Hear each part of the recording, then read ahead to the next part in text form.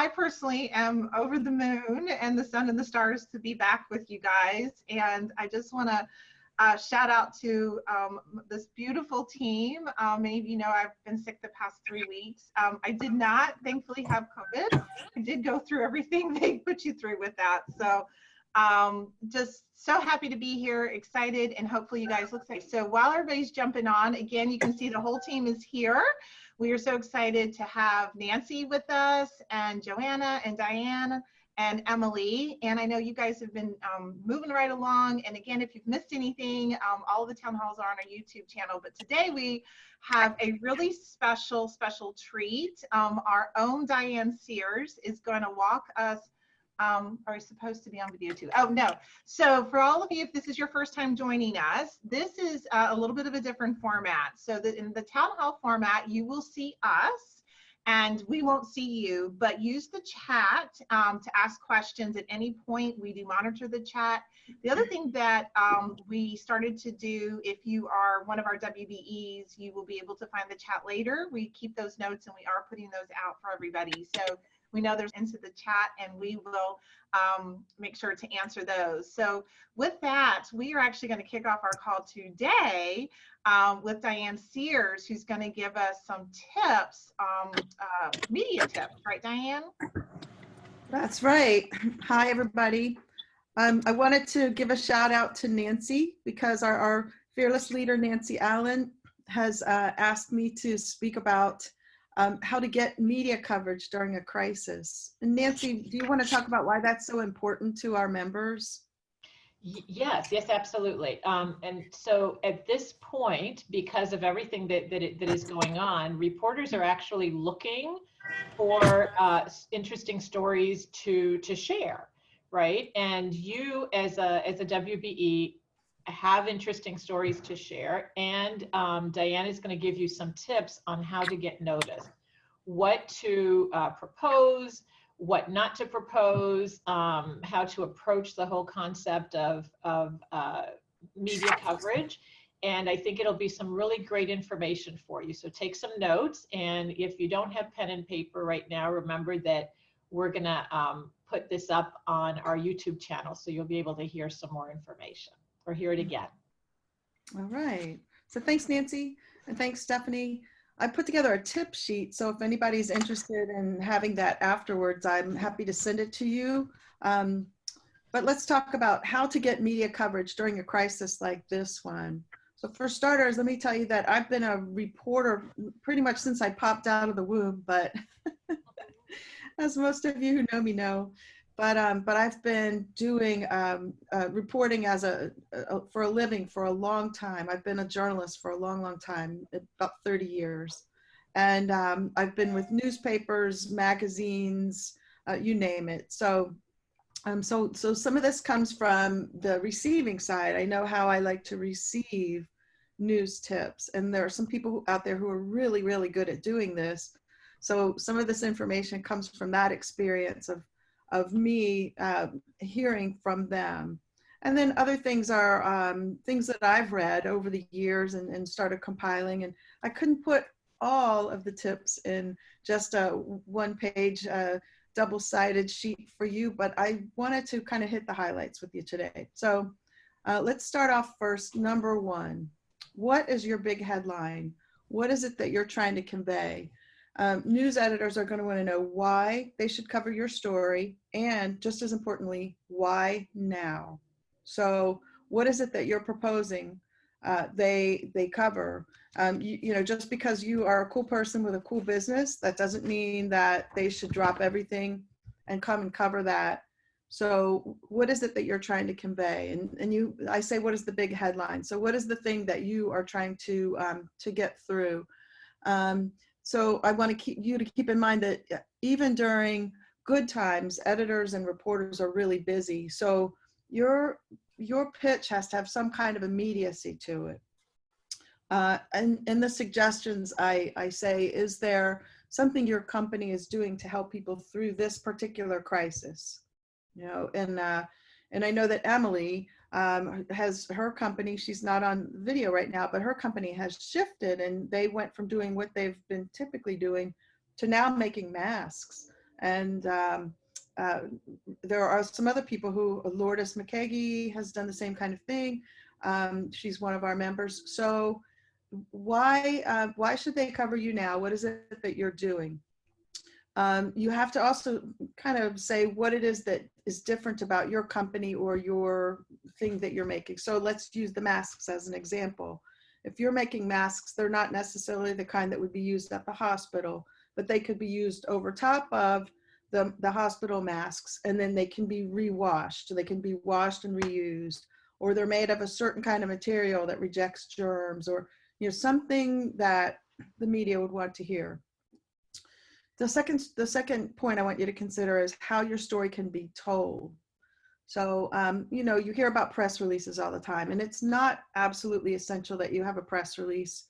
You need to convey to the writers, the reporters, the editors, whoever you're approaching, what it is you're trying to pitch. It's easier for them if you do have a press release, because then they can get all of the information. And remember, you've heard who, what, when, where, how, in addition to that why that we just mentioned. So that's a good way for them to get those relevant details. I'm reading a little bit here, so my eyes are shifting back and forth. The release should contain some very specific things, and there are all kinds of things. You can look at press releases on, just look up press release on the web, and you can see other people's press releases, or you can see how to do a press release. And they're all pretty standard. You want your company letterhead if you can, and you can create that just by making a logo, putting your logo on top of a blank Word document, and then putting the right information. Maybe at the bottom you can put your company contact information. But the who, what, when, where, and how of your story. That way, it should also contain some kind of like a call to action of how people can reach you. So let's use the mask example again. You're making these masks. They're available on this particular website, and for pricing or that kind of thing, people can contact whatever. So that's the number 2 thing. Number 3, where should your story be told? Are you pitching it to the local newspaper?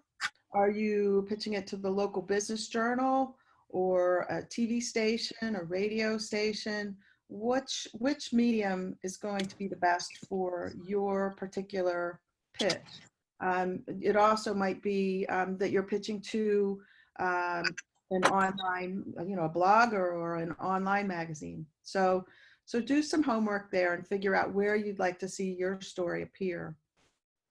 And it depends too, if it's a local, if it's an international or national. What do you read, and where do your customers show up?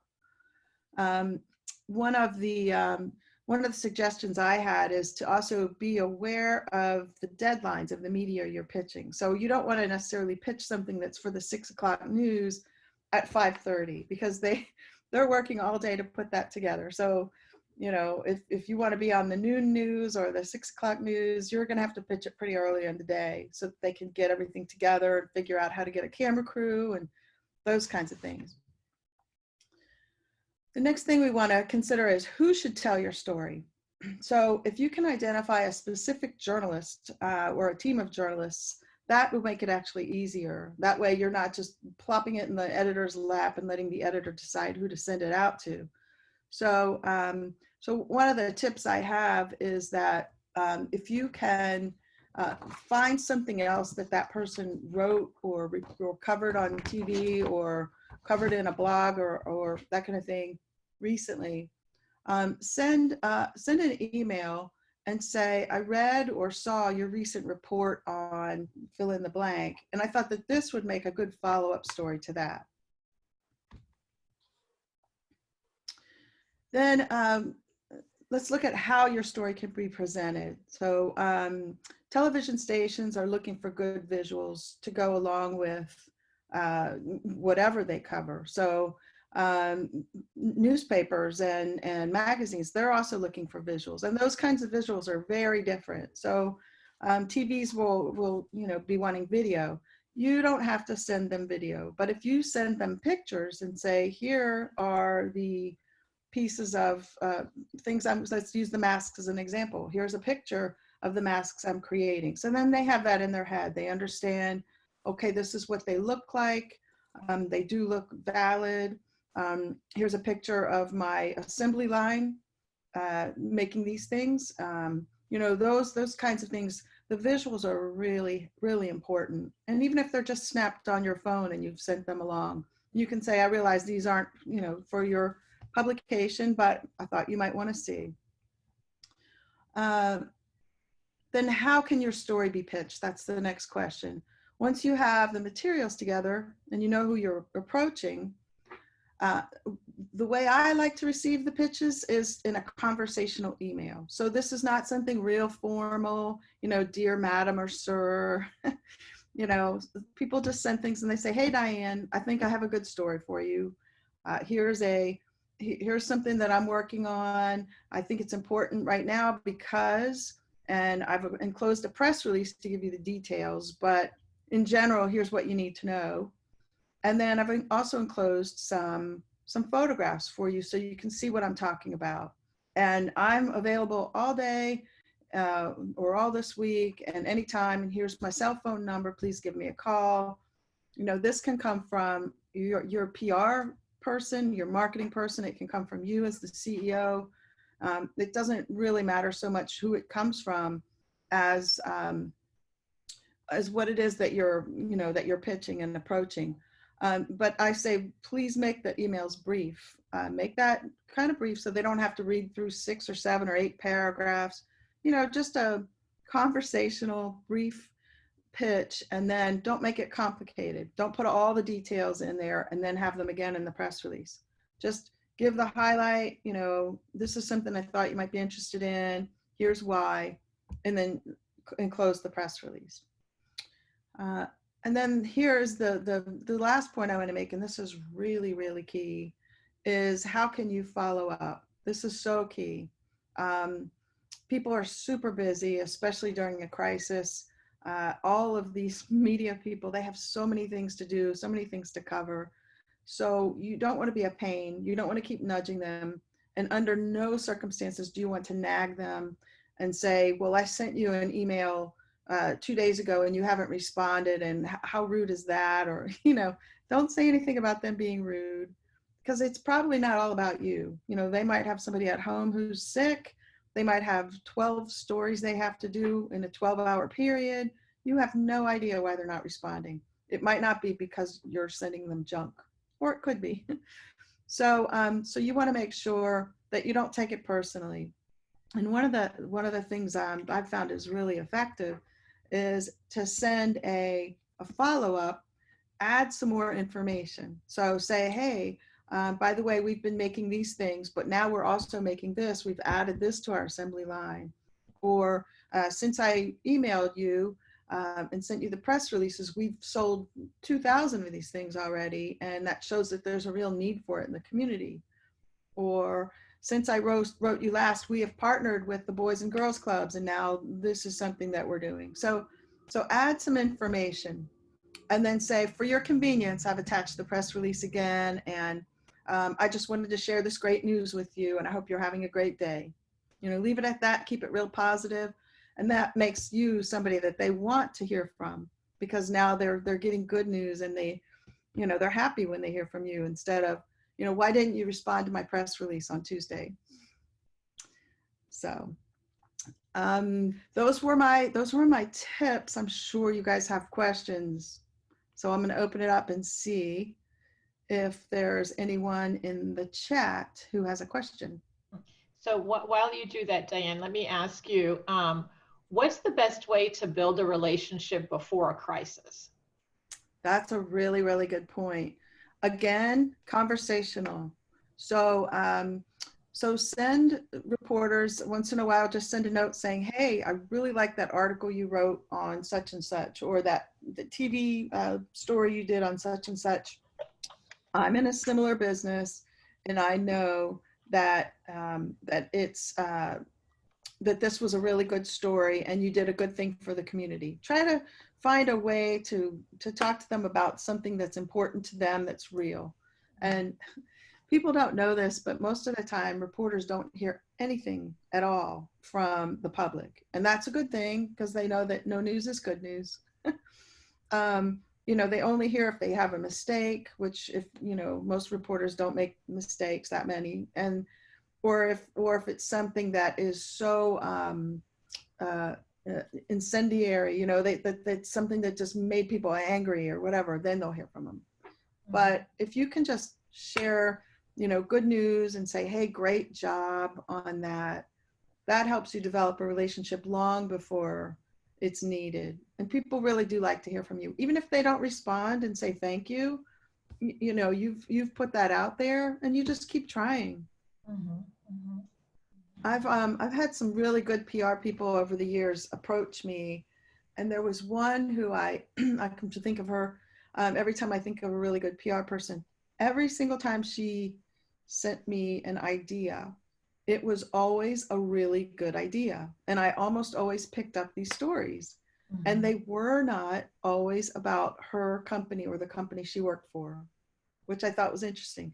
She would send me a news tip and say, hey, you know, Diane, I know that this doesn't have anything to do with me, but I just saw that this was happening in the community, and I thought you might be interested because you cover this topic so well.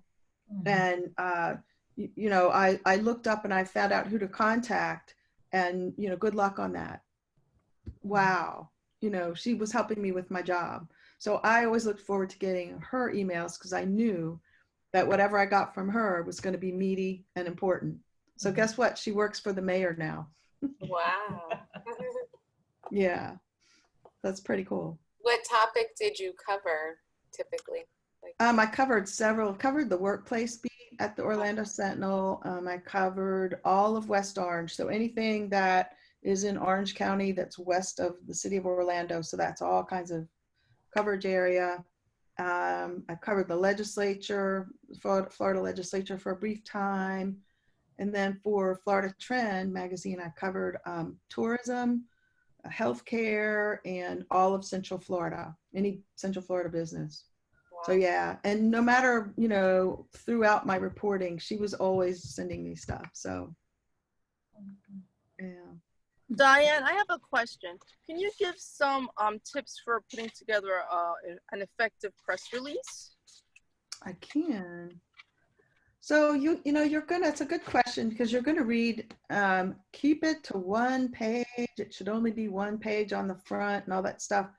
And that's just like telling you to keep your resume to one page. That cannot always be done.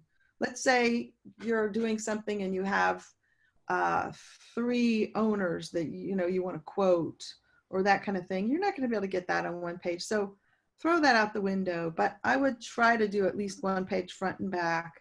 You know, you don't want your press release to be a whole book or a whole article. So that's one thing. Try to put it in the same format that you see online that others are using. And the reason I say that is because people like me, you know, reporters, you get used to seeing this format. And if somebody presents it in a different format, your mind gets all juggled around. Well, how do I read this now? Instead of looking at the topic, you're looking at the formatting, and that completely distracts you. So try to keep it in that same format. That way the format becomes invisible and the content bubbles to the surface. The other thing is, you know, a couple years ago, there was a movement to try to get press releases to be only bullet points. So they didn't have like a beginning paragraph and paragraphs in between and quotes and all that. They were just bullet points. And that made me really uncomfortable as a journalist, because I want to read like a whole sentence. And I think that one of the dangers of that, or not dangers, but one of the negatives of that, is that there are some smaller media out there that will take your press release and run it as an actual article. So it doesn't have a byline, but it might be in like a community newspaper, or, you know, right on social media kind of thing. And so if it's written in bullet points, it's not going to happen. That's not going to happen. So help the reporter by putting it, you know, in a format that can be used. So Diane, have you ever been invited to small businesses to get to know people? Like if they're celebrating a milestone anniversary, have you as a reporter been invited? And do you think that's a good idea? I'm invited all the time. I mean, like every week. And then, gosh, right before COVID hit, I was invited to 2 restaurant openings and they both sounded yummy, but you can't possibly go to all of them. And so I don't always go to those kinds of things. I try to go to, if it's like a nonprofit, you know, I'll do that. I went to something with the Literacy League locally. But there are so many of those to cover. It would have to be something really different to attract a reporter to go there. What I do like is when I see like a Chamber of Commerce type of thing, even if it's like a business after hours or whatever, and you can see all kinds of, like I'll go to almost every expo, you know, then you can see all the businesses there together. I'll go to things like that. And, you know, you don't want to necessarily be showing favoritism by just going to one or the other. That's the problem. Yeah. Okay, great. So Steph or anybody, did you see any questions, any other questions that Diane should address? Yeah, there was one here, and oh gosh, her name has disappeared. She's asking, is there, you said in the email, keep it conversational, no PR format, but from an ease of visualizing, is there a good model? I think she's talking about for emails. Oh, for Jacqueline, is that for, so the email conversational, is there a visualization? You know, email is just the way you would email one of your friends. Just make sure everything is spelled correctly for a pitch. Yeah, excuse me. It's just, you're just making sure that you, for goodness, first thing, spell the reporter's name right. You know, and you can use the person's first name. You don't have to say Miss Sears or Mrs., you know, whatever. You can just say, you know, hey, Diane. And I don't think that's disrespectful. But yeah, no, just a conversational email. The press release has to be formatted in a very certain way, but the email should be just conversational. You know, try not to do it with lots of little smiley faces and that kind of thing. You know, make it professional the way you would to, you know, back when you worked for corporate, if you did, you know, the way you would email your boss or something like that. Spell everything correctly, read it 3 times before you send it out, you know, and just make sure it sounds intelligent. So yeah, I remember getting one, something from a very young person a long time ago, and she just said, "You rock." And I thought, oh, I think she was asking me to look at her resume or something. Well, now we say that all the time, but back then it wasn't cool yet. And I thought that was a little inappropriate, but you know what? She was ahead of her time. Beautiful. All right. Well, we will keep looking at the chat box to see if there are any more questions that Diane can answer. But in the meantime, I'd like to, you know, do what our town hall does best, is to just get a report from our different regional coordinators, asking them what's going on in their particular region. So Joanna, can you start us off and let us know what's going on in Tampa Bay? Yes. Hi, everybody. So in Tampa Bay right now, we know that, well, across the nation, we know that more money has been dispersed, and the SBDC is there for you. They are meeting through the phone and through Skype, so you can make an appointment with them to discuss anything further, any other questions that you have as far as the applications. Also, the ECC, the Entrepreneur Collaborative Center. They have been sending out emails updating us with information pertaining to money. And there's also assistance locally. I know they have one for like artists, and definitely check out their website and see what other little incentives there are for business owners. They also are doing a COVID-19 survey and how it affects Hillsborough County. So if you live in Hillsborough County, definitely sign up to take that survey. I will link it to the chat box. The survey is basically just like, do you understand what's happening with COVID and what other information do they need to put out there for you? So it's interesting because you can see the results as you take the survey. And so like one of the questions says, do you use a mask when you're out in public?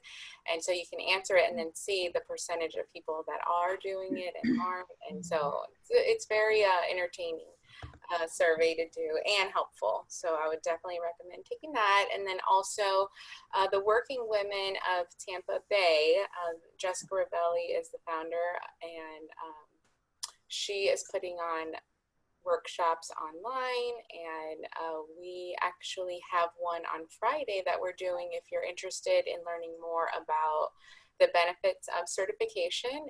And also there is another one that I thought was interesting. Oh, monetizing your following on Facebook. She's having a workshop this week about that. And so if you have a Facebook page or Facebook group page, this hour training would be a good one to do. And I believe the cost is $10, I'm not sure, but part of the proceeds do go towards a pocket of money that she's collecting to help other women business owners at this time. So I think that's something, it's a win-win situation. You know, you learn, and then you're also donating some money for that.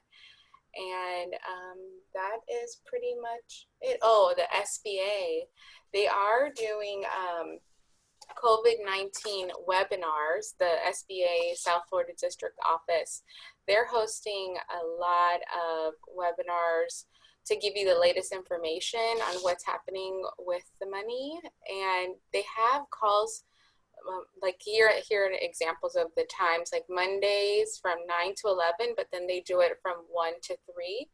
And you can sign up on their database to receive information and sign up for webinars if you're interested in that. So, great. Thank you. Would you put the Working Women of Tampa Bay link? Yes. Right. And then Joanna mentioned that we're doing a certification. Basically, it's a certification 101 workshop. So if you know anybody who is not yet certified and is interested in getting certified, we're gonna, I suggest, or I ask you to ask them to attend that webinar, because we'll give some pretty basic information on WBEC certification, but other types of certification as well. Okay, thanks, Joanna. Yeah. Emily, do you want to give us your report? Oh, you're on mute. Yes. You hear me? Okay, yeah, good. Yes, I can. Sure, okay. Well, today I said, last week I said that I would focus today a little bit on Palm Beach County as far as news that I found out there. So one thing I found is that Boynton Beach is offering a community redevelopment, well, let's back it up again. The Boynton Beach Community Redevelopment Agency has approved $500,000 in funding for small business disaster relief as a forgivable loan program. So this is apparently for residents of Boynton Beach. And I thought that was pretty interesting that they're offering that to their community specifically as a part of their community CRA funds. And I found that information on the press release about that. It was published April 24th, so it's pretty recent, last Friday. And it was on the BDB of Palm Beach County. So that's bdb.org. And under resources for COVID, this was one of them that they included these funds. They also have a website called bizhelppbc.com, where they list other things that they're offering the business community as well. And they also have an entrepreneurship task force. They have various task forces. And I know we've talked about before about the importance of various task forces, and they have quite a few. And this one, the entrepreneurship one, they're looking for guest speakers for luncheon, when they have luncheons again, I guess. I'm not sure if they're doing any virtual right now, but they do quarterly presentations where they're looking for speakers who can offer services that benefit entrepreneurs. I also read in the Greater Miami and Convention Center Visitors Bureau, which is basically the tourist board for Miami, they have a study out called the Travel Intent Index. And this is for anybody specifically in the tourism or travel space, hotels, restaurants, and so on. And it's preparing companies for when people start to travel again, or when they come back out again, how to attract them, how to meet their needs, or to address their fears when they come back out. And I thought that concept was very valid for other businesses too, not just hospitality, but any kind of business, thinking about how you can better meet the needs of people when they do come back out to your business, especially if you're a physical location. What are they afraid about, and how you can anticipate that. So that was interesting, the Travel Intent Index. And also back to the Palm Beach site, they have a weekly news tip where they share resources and opportunities that you can sign up for. So if people want to be on there, they can go and be on the email list, also on the bdb.org, and I will drop that. And finally, I'll put that in the link if I can from here, but it's bdb.org. And then finally, I found this really interesting article about crisis management for leaders, crisis management essentials for pandemics and healthcare emergencies. It was written by a Dr. Daniel Diermeyer. And again, it was all on the website. You can download this report, but I'll just share four things from it. It said, there's this thing called the Trust Radar. When you're leading in times of crisis, you have to show that you have expertise in what you're talking about. You have to be empathetic. You have to show a commitment to conveying the situation accurately. And fourthly, you need to show transparency. And so that's an interesting article that I think anybody can go look up, also on the BDB website. So with some great tips for leaders leading in crisis times. Mm-hmm. So Emily, what does BDB stand for? The Business Development, is it Bureau or Board?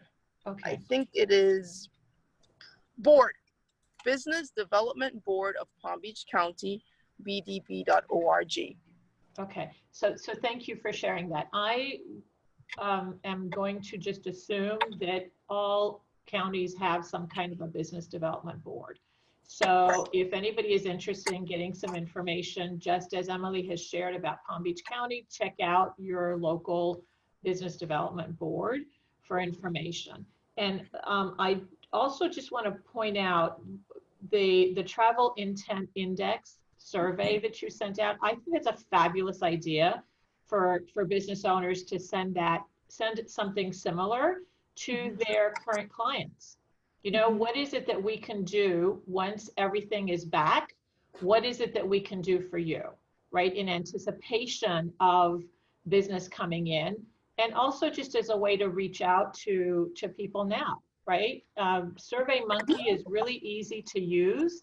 And maybe on one of these calls, we can go over how to use SurveyMonkey and how to create mini surveys, because that's really easy to do, and it can give you lots of really great insight. It's a great way to stay connected, and it's a really great way to gain some insight that you might be able to use now or in the future. So thank you for pointing that out, Emily.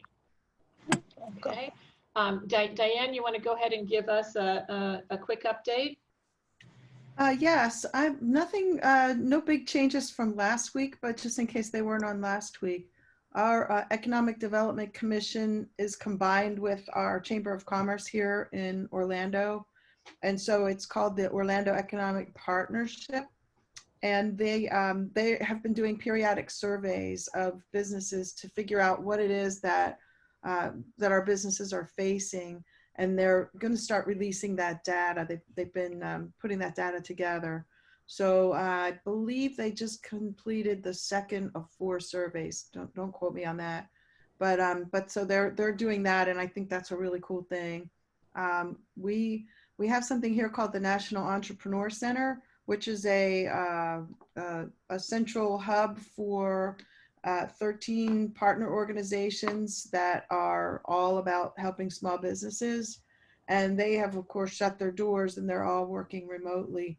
So they publish something every week, and they talk about how all those businesses are able, or all those organizations are able to help our businesses. Here, everybody's still talking about the money, the fact that there's new infusion of money from the federal relief, but that most of that will probably go to the people who had already applied and are still waiting in line. Whose applications are still waiting in line at banks. So there's just been a lot of chatter about that. We do have here in Orange County, which is kind of central to Orlando, we do have a task force looking at how to get everyone back to business.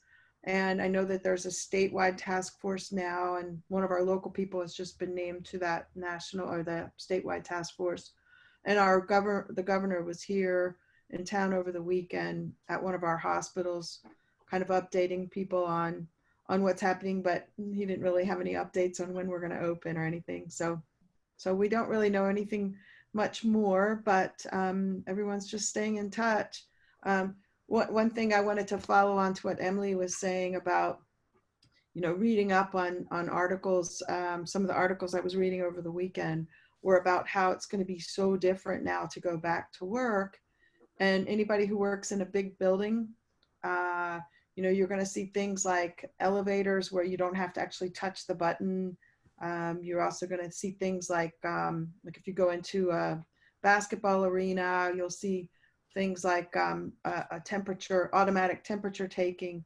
When you get within 10 feet of this mechanism, it'll take your temperature. And if you have a fever, you're going to be pulled out and questioned. Also in Chile, they are just starting to use something called like a coronavirus, what's it called? Immunity passport, I think is what they're calling it. And so the airlines are talking about how you might have to have something like that to fly anymore, at least for a while, until there are some different things that are developed medically. So yeah, all kinds of weird things coming up. And then in our workplaces, they're saying that cubicles are coming back. And instead of being those low cubicles, they're going to be high, and they're going to have glass or plexiglass in between people, things like that. You see stripes on the floor, and it says, do not go beyond this stripe because somebody's sitting at this desk. You'll have one-way traffic patterns through the company cafeterias. And so only one person can go in there at a time, grab a lunch out of the refrigerator, go back to his or her desk, things like that. So that's what we have to look forward to for a while until the vaccines and other things come out. Mm-hmm, mm-hmm. Yeah, I think, and I've been reading on, some articles as well as, what's going to happen. And thanks for sharing all that, because I think it really is going to affect, especially the larger offices, right? Where people are in closer contact. And if you as a small business owner can get ahead of that, then now is the time to do it, right? By creating, if you're a trainer, by creating some online classes so that people can take your training without actually physically being in a room, right? So I think there's all sorts of ways that we can start to think creatively. And if anybody needs some ideas, this is the team to ask, because I think we're really, really creative as a team here.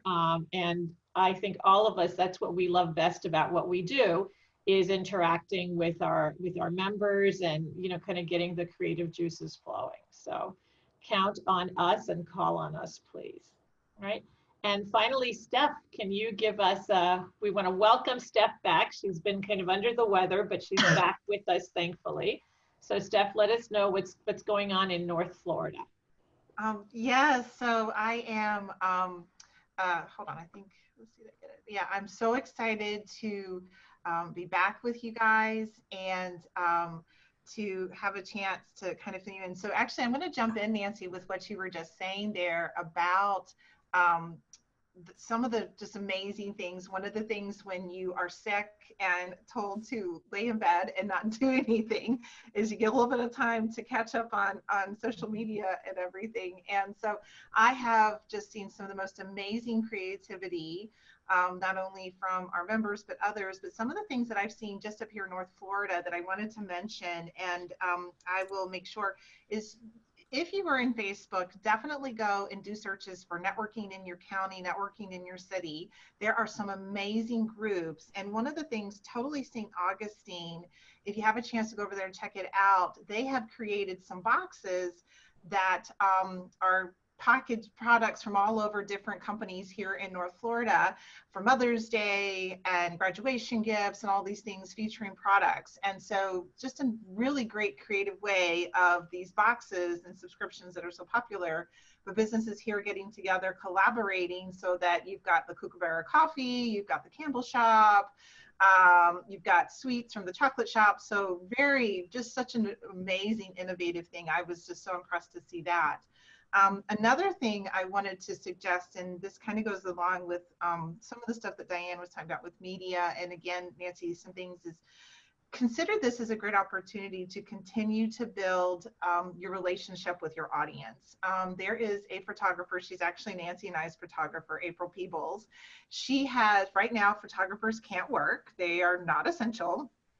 It will be a while till they can get back in the business, but she has really spent her time building up her Facebook group. And either through, it's really just a fun group, but she's built it up just in the past few weeks by hundreds and hundreds of people.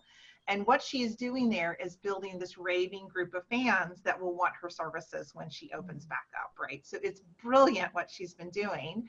And in having people invite people, giving away like $20 gift cards, whatever she can afford to do, but it's just brilliant. Another, my chiropractor up in Jacksonville actually was doing something where she picked a restaurant every couple weeks, a local, small business-owned restaurant, and said, the first 5 people get lunch on me if you do takeout today.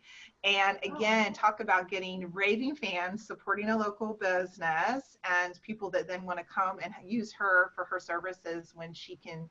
She's open, but she will have a lot more audience. So I think that get out there, watch people, talk to us, make sure you're joining these groups. And then the other thing I wanted to mention is that I think I mentioned this before on the last call I was on.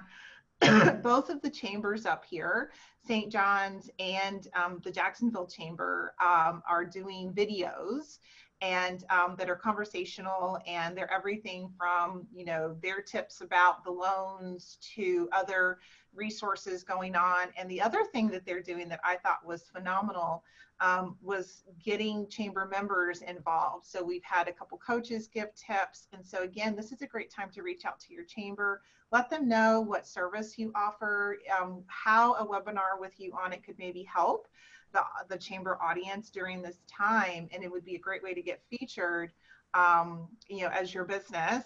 Again, thinking about down the road, right? So building this audience of people that know you.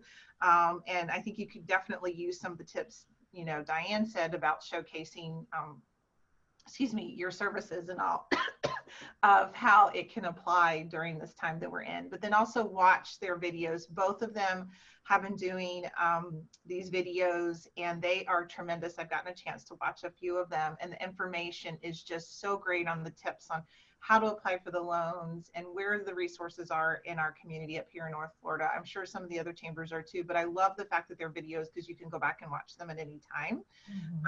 And then, like I said, these webinars, actually our own Nancy is going to be featured as a speaker. So the St. Johns County Chamber here, our Women's Council, is moving our next meeting to a virtual meeting, and Nancy was already going to be our speaker, so now she's going to virtually be speaking about transition. And so again, this is a really great opportunity. So if you can join, that's free. It's not going to be charged at this point, because again, there's two sides to this, right? It's keeping engaged with your audience and continuing to offer a service so that when we all do have the opportunity to start being back together, people will remember the things that you did. So it says networking in your city or networking in Tampa or other. Oh, the networking I'm mentioning is go in and type in anything. You can do it Facebook, LinkedIn. Type in networking in your city. So I put in networking in St. Augustine, or I put in networking in St. Johns County. You're going to see all these networking groups that will pop up. You can kind of peruse around them, find ones that are, or put in small business in your community. And again, what I've seen is a lot of people are reaching out and saying, I have this and I'm looking for that, so that we could partner. I've got a couple of different people even reaching out in my business to see how we could partner our resources. Because again, we're in a different time. And so the more that you can find people to partner with, really the better for you and your business. So I just wanted to mention that, because I have seen so many innovative and wonderful things coming out of people putting their heads together, whether you talk to us or you go in these groups and watch what people are doing. To what Nancy said, my daughter is 5 and still getting her speech therapy. Her speech therapist did figure out how to take their business through Zoom and find some new things. And I have to admit, I think it's even better than before. She loves the interactivity they have of some things they do online. So, you know, there's so many different ways that you can, and again, so, excuse me, guys, you can take your business. So please make sure we will share all of these different links. We'll make sure we get them out on the regional pages, and reach out and let us know. And also, I just wanted to mention that because I'm back now, I will be starting to take over the Thursday meetup calls. So I appreciate Nancy and the team stepping in. But those for the North Florida group, if you haven't, I don't think we've had a lot of people join. I'll be promoting those. And again, those are one-on-one. We get more of opportunity. We can see you, you can see us, and we can have a great conversation and discussion. So if you haven't had a chance to join one of those this week, please do. They're 7 o'clock every night. You can join any of them, all of them, whichever one you want. But the North Florida group, we will be rocking and rolling now. So.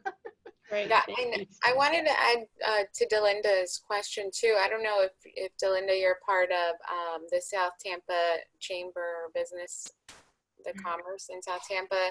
I hopped on there last week, and there was about 130 people on their town hall, you know, and that's all businesses, you know, men and women, and they also had the SBDC on there too for support. So we can also include their website as a resource too for more networking. Beautiful. Thank you. Thank you. So just by way of reminder, Steph said that Thursday night is the North Florida group that meets. On Wednesday is Tampa Bay. On Tuesday, Central Florida, and on Monday. So tonight it'll be both Emily and myself handling basically South Florida, Treasure Coast down to the end of Florida.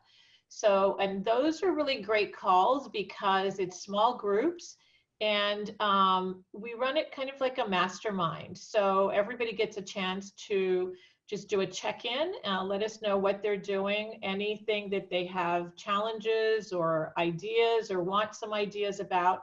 And then we just go around, you know, whoever's on the call offering support and ideas. And it has really been enlightening to me. I've learned some really interesting things. And the mastermind format is always a great one because, you know, the more people who are in industries or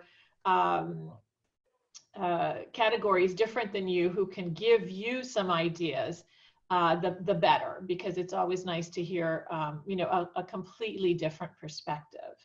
I also wanted to just point out to everybody on the call that Dr. Jackie Darna has a success to share. So if anybody has been trying to get into the PPP program, Jackie's chat says that her banker at Bank of Tampa just told her that she was approved for the Paycheck Protection Program, and that she'll receive funds in less than a week.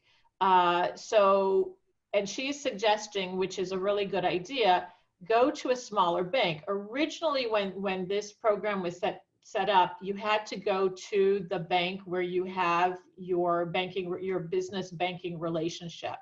But now they're opening that up. So look for smaller community banks and apply there. Your chances probably of getting those funds are better, and probably, much more, you'll get them much more quickly than if you go to the huge banks that have thousands and thousands of applicants.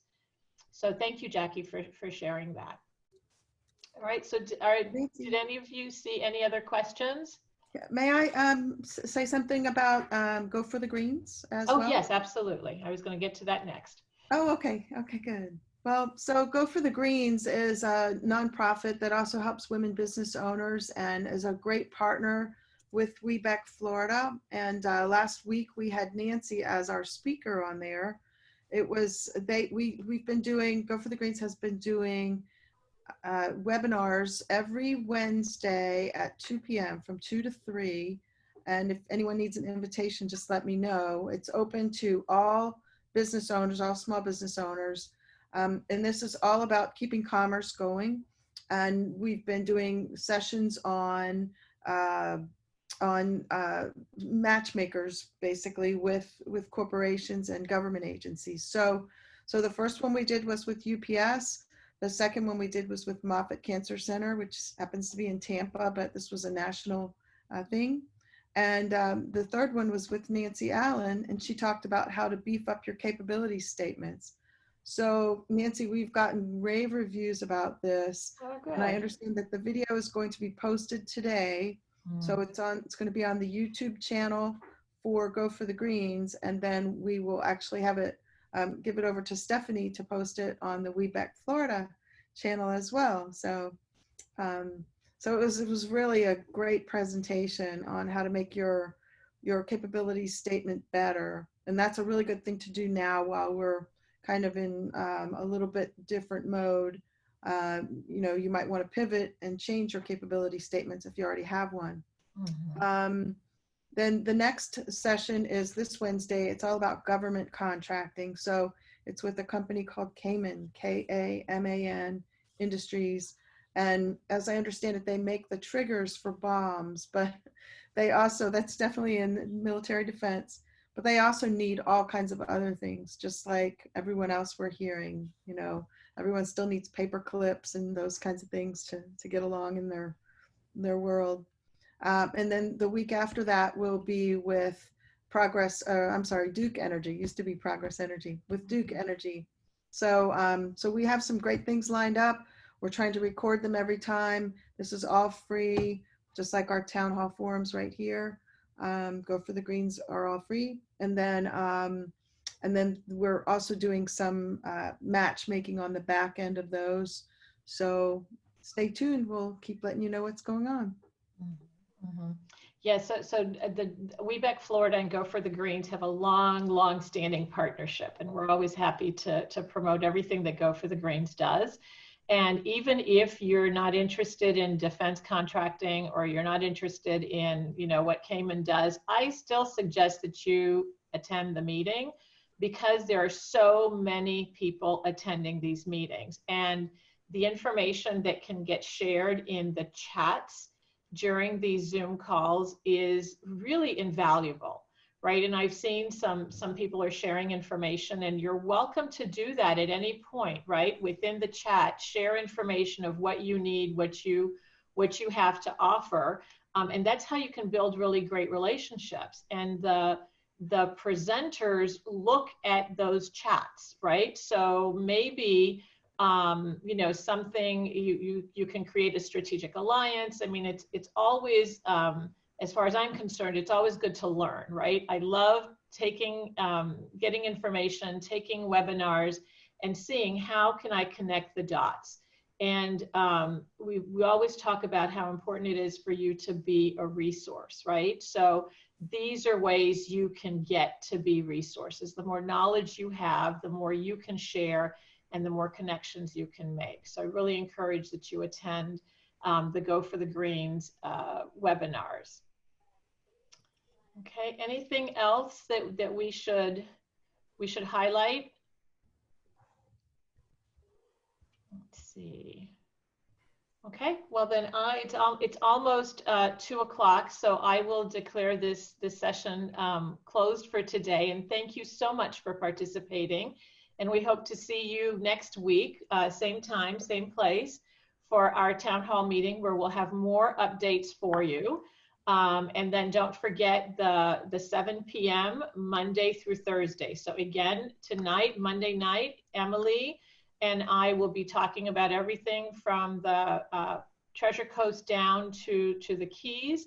Tuesday, Diane does the Central Florida meetup. On Wednesdays, Joanna does the Tampa Bay meetup. And on Thursdays, we're so glad to have our very own Steph McPhee back with us, who will do the North Florida meetups. All right, so we hope to see you there. And let us know if there's anything like we did. And thank you so much, Diane, for your mini workshop on getting a journalist's attention.